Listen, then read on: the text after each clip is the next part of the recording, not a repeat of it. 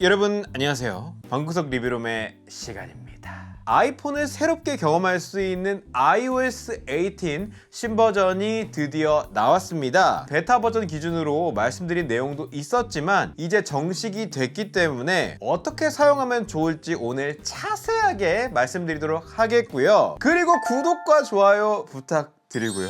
새로운 iOS 18은 아이폰 XR과 아이폰 SE 2세대 이후 모델부터 업그레이드가 가능합니다. 기종에 따라서 쓸 수 없는 기능들도 있지만 일단 저는 아이폰 15 프로 맥스 기준으로 설명을 드릴 거고요. 애플 인텔리전스 기능은 다음 달에 나올 0.1 업데이트로 영어 기준부터 iOS 18의 배경화면 테마를 사용하실 수 있습니다. 다이나믹 테마가 있기 때문에 이렇게 변화하는 모습을 즐길 수 있거든요. 시계 부분에 있어서 무지개 컬러도 선택할 수가 있고 숫자 표현 방식도 굉장히 다양해져 있어서 다른 스타일을 원한다 하시는 분들 시험해 보시기를 바랍니다. 이번 iOS 18은 폰을 꾸미는 부분에 있어서 자유도가 많이 올라가 있는데요. 이런 식으로 내가 원하는 위치에 자유롭게 아이콘이나 위젯을 배치해서 개성을 살린 레이아웃을 시험해 보실 수가 있고요. 길게 누르면 한 방에 위젯의 형태를 변환할 수 있는 기능이 들어있습니다. 이렇게 한 방에 크게 바꿀 수도 있고요. 다시 아이콘으로 이렇게 돌릴 수 있는 화면을 꾹 눌러서 편집을 눌러서 사용자화를 누르면 스타일을 변경할 수 있죠. 다크 모드, 아이콘까지 이렇게 까맣게 바뀌고 시스템 상태에 따라가는 자동도 있고 틴트 처리된 옵션으로 전체에 일정한 색조를 넣어줄 수도 있습니다.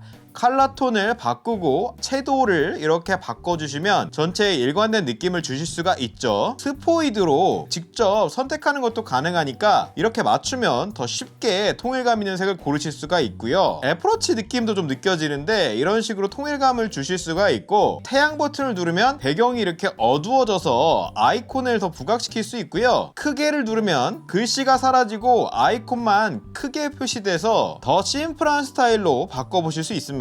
이번에 정말 마음에 드는 기능, 앱을 잠글 수 있다는 겁니다. 사생활을 지킬 수 있게 해주는 그런 기능인데 원하는 앱을 길게 누르시면 페이스 아이디 요구라고 써있죠. 이거를 누르시면 잠궈 주겠습니다 라고 나오는 겁니다. 페이스 아이디 요구를 누르면 잠궈 줄 텐데 이런 앱들은 일단 권한이 있습니다 라고 자세히 알려주죠. 완료해주면 이제 열 때 암호를 넣어야 됩니다. 나 지금 못 열어줍니다 라고 이렇게 알려주죠. 그래서 내 자료를 한 번 더 안전하게 지킬 수가 있고 일반적인 앱들은 아예 이렇게 가릴 수가 있습니다. 가리기 및 페이스 아이디 요구까지 하게 되면 알림이나 경고까지도 안 나오고 가리기를 누르면 이렇게 사라집니다. 화면 맨 끝에 앱 보관함에 가서 아래쪽에 가려짐이라는 폴더에 이렇게 숨어 있어요. 여기를 눌렀을 때 내 얼굴 인증을 하고 이렇게 나타나는 방식이니까 남한테 보여주기 싫은 앱들은 이렇게 편리하게 사용하실 수가 있고요. 또 이번에 컨트롤 센터가 대폭 변화했습니다. 왼쪽 상단에 플러스를 누르면 변경할 수 있는 레이아웃이 표시되고요. 이렇게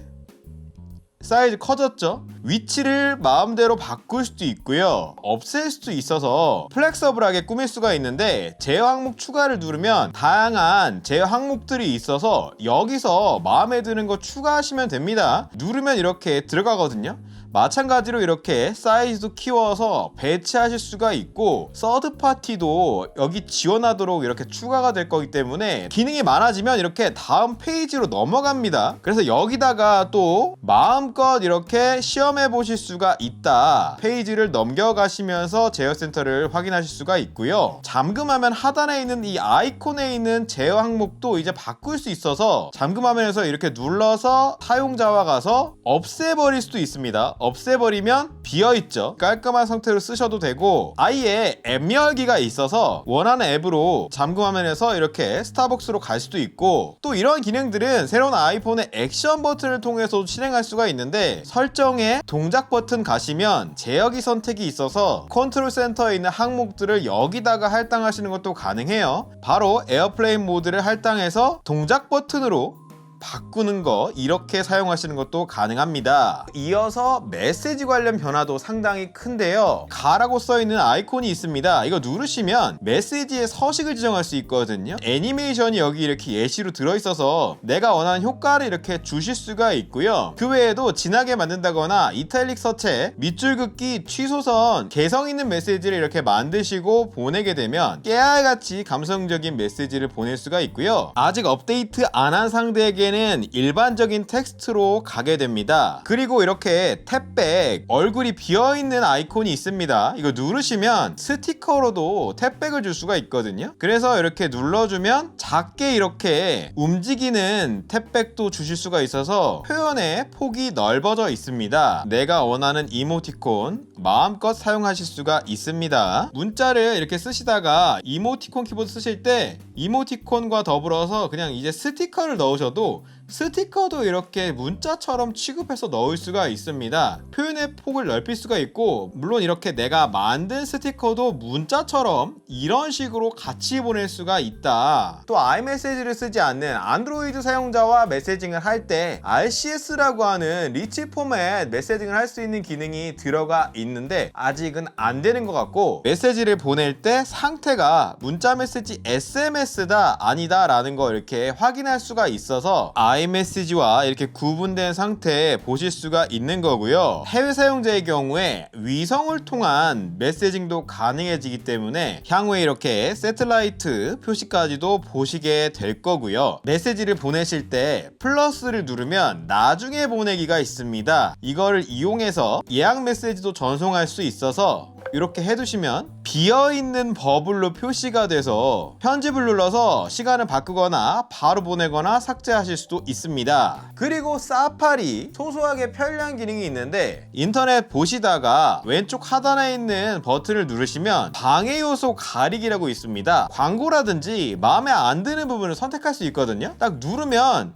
가리기라고 뜨죠. 다시 누르면 펑 하고 터집니다.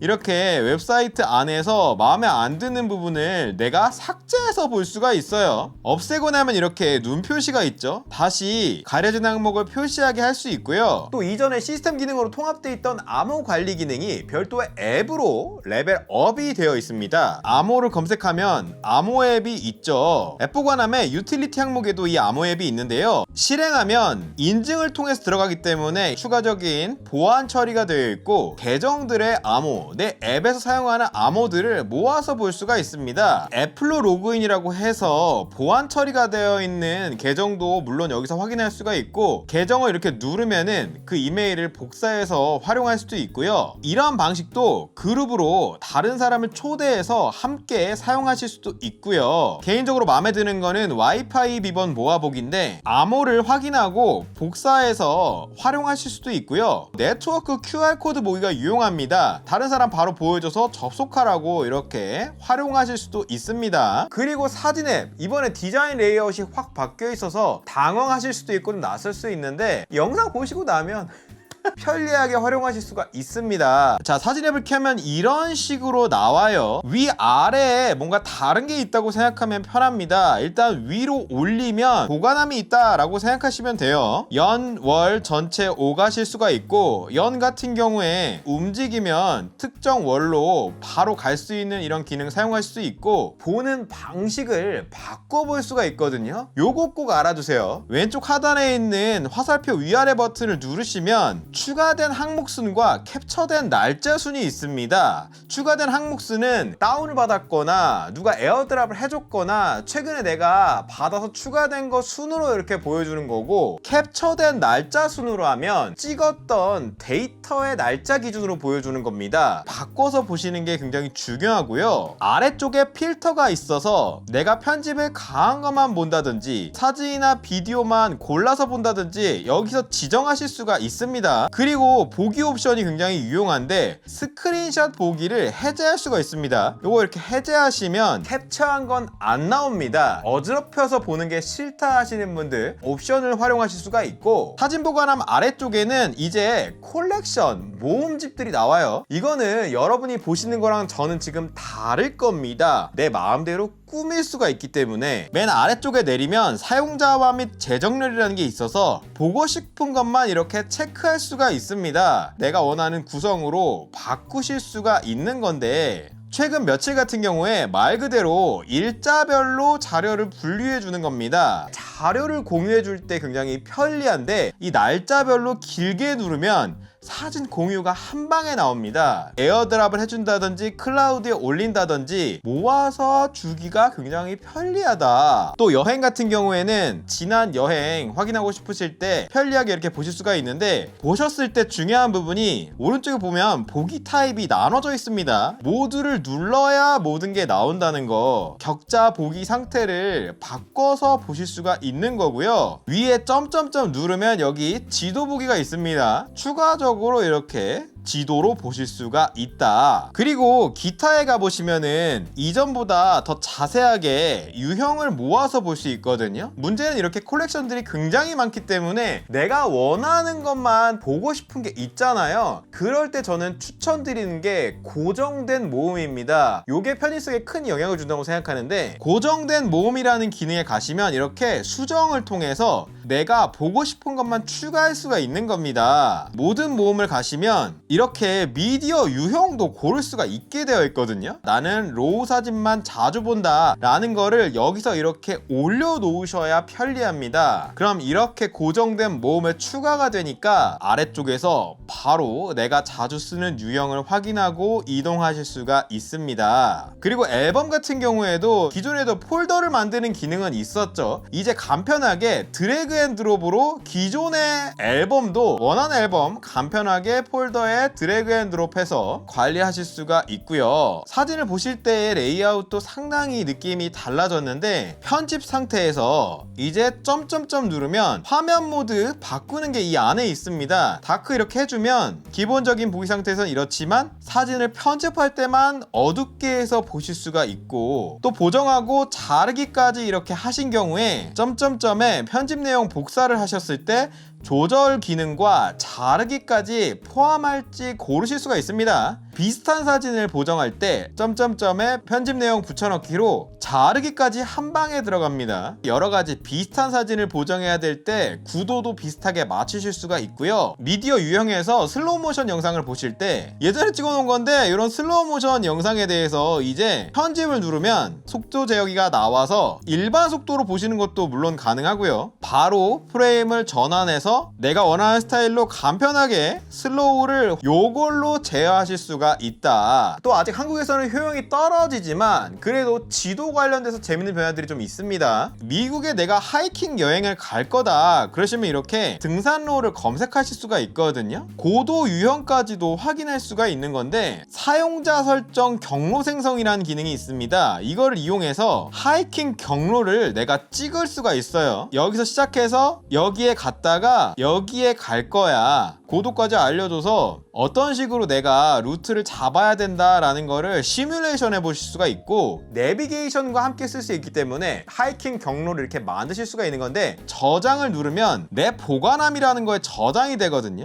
내 지도에서 아래쪽에 보시면 이렇게 보관함이 있어서 여기서 다시 한번 확인하실 수가 있습니다. 꼭 하이킹이 아니더라도 일반적인 지도를 보실 때도 지점을 이렇게 꾹 누르시면 여기 경로가 나옵니다. 여기서도 이렇게 사용자 설정 경로 생성이 있습니다. 그래서 일반적인 도로에 대해서도 이렇게 경로를 만드셔서 저장하는 게 가능하고요. 그냥 장소도 이제 플러스 버튼이 있습니다. 그래서 플러스 버튼 눌러서 그냥 저장해 놓으면은 이전보다 훨씬 간편해요. 바로 이 보관함 안에 장소가 나오니까 바로바로 그냥 추가해서 이렇게 보기가 편해졌습니다. 그리고 게임 모드, 게임을 실행하시게 되면 게임 모드라는 게 활성화되는데, 이렇게 제어 센터에서 게임 모드가 켜졌는지 여부를 보실 수가 있습니다. 백그라운드 활동을 줄여서 안정적으로 구동할 수 있게 해준다라는 겁니다. 특히 게임 모드 상에서는 에어팟을 통한 지연율도 낮아지고 컨트롤러로 게임하실 때의 반응성도 올라가기 때문에 지연 부분도 한번 시험해보시면 좋을 것 같습니다. 종래 방식이 좋다 하시는 분들은 여기서 이렇게 게임 모드를 꺼줄 수가 있습니다. 이외에도 여러가지 에어팟 지원 사항들이 있습니다. 에어팟 프로2를 제가 착용해 봤는데 머리 제스 제스처 기능을 쓸 수가 있거든요. 실이랑 커뮤니케이션 하시거나 할 때 제스처로 그냥 해버릴 수가 있다. 여기 시도 기능이 있어서 위아래로 인식했죠? 옆으로 인식합니다. 앞으로 시리의 역할이 커지기 때문에 에어팟 쓴 상태에서도 그냥 친구와 대화하듯이 이렇게 제스처로 커뮤니케이션 하실 수가 있다는 거고, 시끄러운 곳을 통화해야 된다. 이제 에어팟 프로를 이렇게 통화하시면서 제어셋에서 내려요. 전화라고 되어 있는 부분을 누르면은 음성 분리를 쓰실 수가 있어요. 머신러닝 기능을 이용해서 내 목소리만 분리해 주는 겁니다. 그러니까 시끄러운 곳에서도 더 또렷하게 내 목소리만 전달해 줄 수가 있다. 또 게임하시면서 내가 이 에어팟 프로로 말한다 그럴 때 음질이 16비트에 48kHz로 상향되어 있으니까 더 적극적으로 에어팟을 활용해 볼 수가 있겠고, 이어서 제가 정말 많이 쓰는 게 바로 메모인데, 클립을 누르시면 여기 오디오 녹음이 있거든요. 이런 식으로 지금 메모 안에서 녹음이 진행되는 건데 이거 켜둘 필요 없습니다. 이렇게 내리면은 백그라운드로 지속이 되거든요. 메모를 쓰는 와중에도 됩니다. 다시 누르시면 튀어나오고요. 내가 다 했다 그러면 일시정지하고 재개하거나 정지해서 메모 안에 녹음을 관리하실 수가 있고, 누르고 있으면 파일로 출력해서 활용하실 수가 있고요. 메모에 대해서 이제 이렇게 컬러 하이라이트 기능이 있습니다. 5가지 색으로 포인트를 줄 수가 있어서 메모에서 강조하고 싶으신 부분에 이렇게 색상을 고르실 수가 있고, 길어서 보기가 불편하다 하시는 부분에 있어서 구분을 지어서 편하게 보실 수가 있는데, 가가 눌러서 양식에서 제목 양식이나 머리말 양식 고르세요. 그러면은 선택했을 때 앞부분에 접기 버튼이 생깁니다. 안 보이게 깔끔하게 감출 수 있고, 양식을 본문으로 바꾸면 접기가 사라지죠. 아이패드에서 화제가 된 부분, 수학 노트, 내 손으로 필기를 해서 수학 문제 풀면 풀어주는 기능, 아이폰도 됩니다. 메모에서 그냥 계산을 하시면 되는데, 예를 들어서 뭐 이런 거다 해서 는 해주면 자동으로 표시가 되고 엔터 누르면 확정이 되는 이런 방식인데요. 뭐 이렇게 할당을 해서 이런 부분까지도 지원하고요. Y는 EX 이렇게 했더니 그래프 삽입이라고 나오죠. 바로 그냥 여기서 그래프를 그려주는 기능도 들어 있습니다. 요거 바로 복사해서 써먹을 수가 있는 건데, 이런 수학 값들은 선택하시면 조절이라는 기능이 또 있습니다. 요걸로 값을 이렇게 바꿀 수 있게 돼 있어요. 바꾸면 실시간으로 이게 반영이 되니까 계산에 있어서나 그래프에 있어서나 다이얼 방식으로 실시간으로 변경해서 볼 수도 있다. 잘 만들었고요. 요렇게 만든 내용은 메모에 수학 메모라는 게 자동으로 생겨서 따로 모아 보실 수도 있고, 펜도구 눌러서 내 손으로 그냥 22 곱하기 36은 나오죠. 심지어 내 필체까지도 모방해서 아이폰 상에서도 하실 수가 있다. 더 편리한 건 꼭 메모로 안 가도 됩니다. 그냥 카톡 하실 때도 23 나누기 6이다 이거 뭐냐 이렇게 하면 키보드 상에서 추천이 들어가게 되어 있습니다. 시스템 상에서 계산 제한이 돌아가게 되어 있다. 물론 계산기도 함께 파업되어 있습니다. 숫자 입력했을 때 이제 바로 지우기가 여기 나와서 지우셔서 사용하실 수 있고, 히스토리 기능이 있어서 지난 계산 내역을 확인하시고 복사해서 써먹을 수가 있고요. 계산기 모양 버튼을 누르시면 아예 세로 상태에서도 공학용으로 갈 수 있습니다. 아래에 수학 메모가 여기도 들어있어요. 누르면 수학 메모 아까 그 부분으로 점프를 해줍니다. 돌아오면 다시 계산기죠. 또 유용한 게 여기 변환 기능이 있어서 환율이라든지 에너지 단위,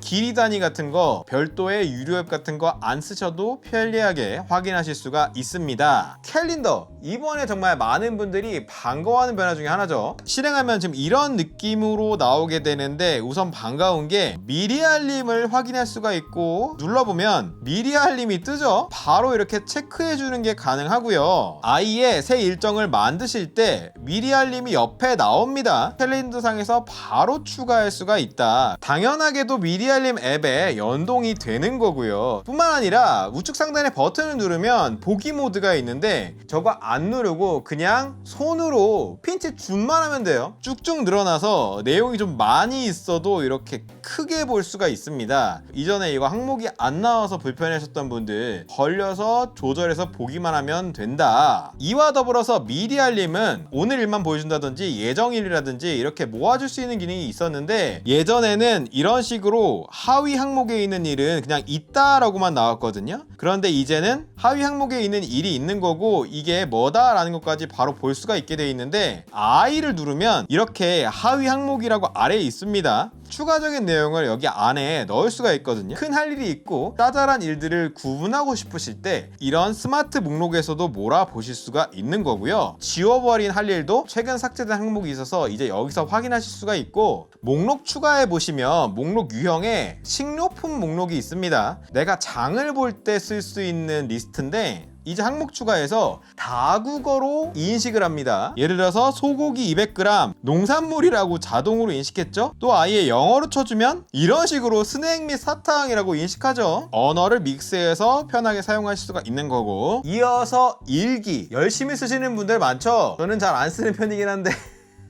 불편한 사항들이 꽤 많이 개선이 됐습니다. 상단에 이제 몇 개를 썼는지, 몇 단어 썼는지, 일기를 며칠 썼는지 나와요. 눌러보면 심층 분석 인사이트가 나옵니다. 캘린더에서 누르면 언제 그 일기가 있었다라는 걸로 이동하실 수가 있고요. 상단부 돋보기로 검색하시는 것도 가능합니다. 또 새로운 일기를 쓰실 때 이렇게 제목하고 내용으로 나눠져 있는데 이제 양식을 고르실 수가 있어서 색을 바꾼다든지 진하게 한다든지 일기장을 꾸미실 수가 있는데 내 정신건강 관련된 내용을 삽입하는 것도 가능합니다. 그래서 마음 상태를 이 안에 통합하셔서 넣으실 수가 있고, 상단부 점점점 누르면 건강 접근이라고 있거든요. 내 일기 쓰는 시간이 내 마음 챙기기 시간에도 이게 포함이 되게 돼 있어요. 그래서 건강 앱의 정신건강 부분과도 연계해서 나를 돌아보는 데 활용할 수가 있다. 또한 일기에 대해서 점점점 누르면 아예 이제 프린트를 할 수 있습니다. 공유 버튼 누르면 PDF로 출력이 됩니다. 내 일기를 특정 일기만 보관하고 싶을 때 이렇게 출력하실 수가 있고요. 일기 아이콘을 길게 눌러서 바로 제안을 보고 일기를 쓸 수 있는 것뿐만 아니라 위젯 형태로 만들어 놓으시면 특정 제안을 확인하면서 빠르게 쓰실 수도 있습니다. 애플 TV 관련된 지원 사항도 꽤 재밌는데요. 드라마를 보시게 되면 아래쪽에 인사이트라고 있습니다. 지금 해당 장면에 나오는 사람이 누군지를 알려주고 데이터베이스로 연결해 주거든요. 또 특정 장면의 경우에 음악 정보도 나오거든요. 누르면 내 음원 리스트로 애플 뮤직에 저장이 돼서 보관함에 저장된 노래에서 다시 확인하시고 빠르게 들을 수도 있습니다. 그리고 점점점에 오디오 가시면 대화 강조 기능이 있거든요. 부스트 누르면은 음성이 되게 커집니다.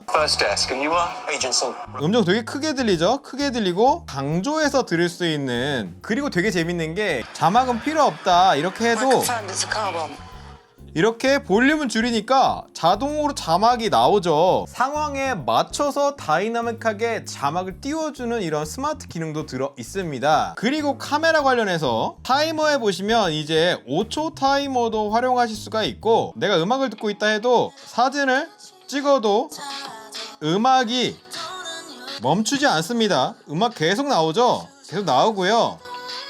비디오를 녹화하는 것도, 자 지금 비디오를 녹화하는 중에도 음악이 계속 나오죠. 음악 계속 나옵니다. 끊어지지 않고 이제 영상 촬영할 때도 이렇게 사용하실 수가 있고요. 설정에 카메라 설정 가시면 소리 녹음이라는 곳에 여기 이렇게 오디오 재생을 영상 녹화할 때 허용할까요? 라는 부분이 여기 있습니다. 아이폰 스피커로 오디오를 재생할 때는 오디오가 모노로 녹음된다는 점, 또 이제 동영상 녹화하실 때 일시 정지가 가능합니다. 이 상태에서 나는 그냥 사진을 좀 찍을래, 아니면 다시 녹화하면서 쓰고 다시 사진 찍을래, 이렇게 편의에 맞춰서 일시 정지를 활용하실 수도 있고요. 그리고 중요한 변화, 바로 파일에서 전문적인 외장 드라이브 포맷 기능을 쓸 수 있습니다. SSD 같은 거 연결하셨을 때 파일에서 외장 드라이브 선택하시고 길게 눌러서 지우기 누르면 exFAT 형식이나 FAT 형식이나 APFS 애플 파일 시스템으로 딱 최적화된 형식으로 만들 수가 있기 때문에 꼭 맥북이 없어도 아이폰으로도 정확한 형식으로 포맷하실 수가 있다. 또 아이클라우드 드라이브 사용하실 때 자동으로 기기에 있는 파일들이 용량을 비워주고 다시 다운로드 받아야 되는 그런 부분이 있었거든요. 근데 이제 내가 지정해 둘 수가 있습니다. 특정 파일이나 폴더에 대해서 이제 이렇게 다운로드 항목 유지가 있습니다. 이걸로 해놓으시면은 계속 보관해줘 라고 지정하실 수 있는 거고요. 다운로드 받은 파일에 대해서도 다운로드 항목 제거가 있어서 용량을 비우고 그냥 클라우드에만 보관할래 라고 이제 더 직접적으로 이렇게 설정해서 쓰실 수가 있습니다. 그리고 키보드 변화 큽니다. 영어랑 한국어가 동시에 표시되거든요. 그래서 크크크 하면 크크크가 되지만 굿 하면 굿이 되고 따로 한영키를 전환할 필요가 없이 통합돼서 듀얼 언어로 지금 쓸 수가 있게 바뀌었거든요. 언어 전환기를 눌러보면 이렇게 한국어 및 잉글리시라고 나오죠. 키보드 설정에 들어가 보면 이렇게 이중 언어 키보드를 쓸 수가 있게 되어 있습니다. 전환해서 쓸 필요가 없는 방식으로 쓰실 수가 있고요. 이 이중 언어 키보드는 또 재밌는 게 아예 이렇게 퀵패스에도 적용할 수가 있다는 점. 그리고 이외에 손쉬운 사용 관련된 부분도 변화가 꽤 큰데 상당히 재밌습니다. 우선 눈 추적 기능을 쓸 수가 있는데 설정에 손쉬운 사용 가시면 이렇게 눈 추적이라고 있죠. 비전 프로의 경험과 상당히 유사한데 점을 이렇게 쳐다보면 그 부분에 대해서 이렇게 추적이 들어갑니다. 먼저 한번 검사를 이렇게 해주거든요. 포인트 추적이 다 끝나면 이런 식으로 내가 쳐다보는 부분에 대해서 제 눈을 따라가죠. 원하는 부분을 쳐다보고 있으면 이렇게 활성화하고 끌 수가 있다. 상당히 훈련이 필요한 부분인데 신체적으로 좀 불편함이 있는 경우에 활용할 수가 있으니까 나중에 알아두셨다가 한번 시험해 보시고요. 손쉬운 사용 아래에 음성 단축어라는 기능도 있습니다. 특정 문구가 특정 행동을 실행하도록 하는 기능인데 동작들이 있어요. 이런 말로 실행할 거다 이렇게 지정해 주시면 카카 카카 카카. 이제 이 멘트를 듣고 그 동작이 실행되게 됩니다. 카카. 바로 됐죠. 지정한 사운드나 멘트를 인식해서 동작을 시행하게 할 수가 있다. 또 음악 햅틱도 아래에 있는데 이거 개인적으로 굉장히 마음에 든 기능입니다. 내가 난청이 있다거나 음악을 듣는데 어려움이 있는 경우에 음악을 촉각화시켜서 비트를 느껴볼 수 있게 해주는 그런 기능이거든요. 현재는 애플 뮤직이랑 이 클래식 앱에서 활용할 수가 있는데 음악을 지금 껐는데도 손에서 지금 진동이 오고 있습니다. 비트에 동기화가 돼서 손끝으로 음악을 느낄 수가 있는 건데 굉장히 정교하더라고요. 바로 이걸 누르기만 하면 일시 정지가 돼서 음악 상태로 이렇게 바꾸실 수도 있고 제어센터 항목에 청각 지원이라는 데 가면 여기서 이렇게 추가해서 바로 켜거나 끄는 것도 편리합니다. 이렇게 또 손쉬운 사용에 동작이라는 데 가시면 차량 모션 큐 보기라는 게 있는데 차 타고 갈 때 흔들리거나 할 때 이 점들이 지금 보시면 이렇게 움직이거든요. 이거를 이용해서 멀미를 줄여줄 수가 있는 모션을 감지해서 보조해 줄 수가 있는 이런 똑똑한 기능도 사용하실 수가 있습니다. 물론 이 외에도 여러 가지 기능들이 있는데 앞으로 추가적으로 더 설명할 거지만 간단하게 유용한 기능 몇 가지 더 소개하자면 손전등 기능이 모양이 아예 바뀌죠. 굉장히 애플다운 이런 고퀄리티 느낌이 느껴지고 다이나믹 아일랜드 상에서도 이거 누르면 바로 이렇게 튀어나오니까 바로 눌러서 이렇게 끄실 수도 있습니다. 또한 배터리 설정에 가시면 충전 옵션에 충전 한도 옵션을 80에서 100 사이로 5% 단위로 지정할 수가 있게 되어 있습니다. 배터리 충전량을 제한해서 좀 오래 쓰고 싶으신 분들 시험해 보시면 좋겠고요. 다시 100으로 돌리면 내일까지만 허용할까? 이렇게도 똑똑하게 알려주니까 임시로 이렇게 쓰시는 경우에도 싫으시면 다른 숫자로 갔다가 다시 100으로 가시면 일반적인 최초 상태로 돌릴 수가 있습니다. 또 설정에 개인정보 보호 및 보안에 가시면 새로워진 보안 설정을 확인하실 수 있는데 연락처 제한 기능이 유용합니다. 특정 앱이 내 연락처에 일부만 접근하게 선택을 해줄 수 있습니다. 앱에 내 연락처 사용 방식도 이렇게 제한을 걸어줄 수 있는 강력한 기능이 있다는 점. 이외에 iPadOS라든지 macOS 세쿼이아라든지 아직 할 얘기가 많이 있기 때문에 다루지 못한 내용들도 추후에 다른 내용과 연계해서 자세히 영상으로 남겨보도록 하겠습니다. 안녕.